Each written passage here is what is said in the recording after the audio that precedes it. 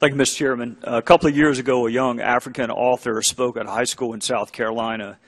Mr. Chairman, she was a beautiful, talented young woman, and when she lifted her arm to brush away the hair from her eyes, I saw something I have never seen before, at least not in this country, which was someone's hands who had been cut off with a machete.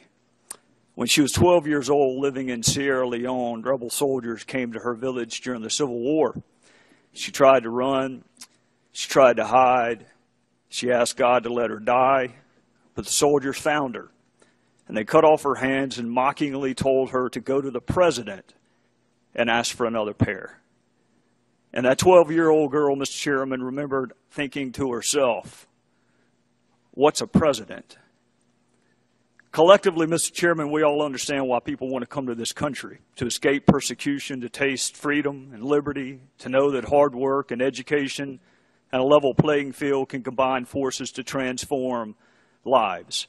Escaping conflict and hardship is one thing, Mr. Chairman. Picking a new home is another. And America is picked because we are a country that embraces justice. We reward fairness. We're a nation of laws. The poorest of the poor has the same standing in court as the richest of the rich. We believe in the even application of the law because law provides order, structure, predictability, and security. And what we cannot become is a nation where the law is enforced selectively or not at all. And what we cannot become, Mr. Chairman, is a country where the laws apply to some of the people some of the time. The President from time to time, Mr. Chairman, says that he wants a country where everyone plays by the same rules. With respect, they aren't called rules in this country. They're called laws.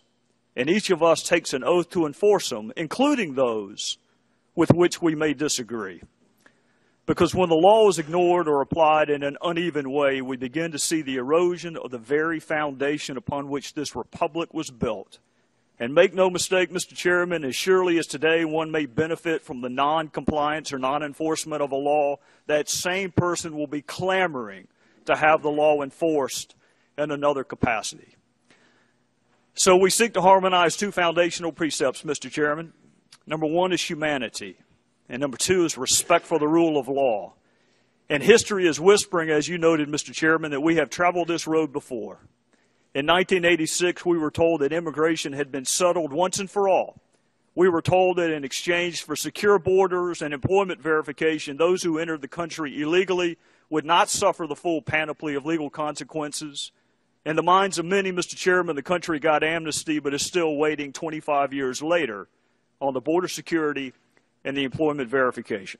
So here we are back again, asking our fellow citizens to trust us. And many, despite ourselves, Mr. Chairman, remain open to legislative expressions of humanity and grace.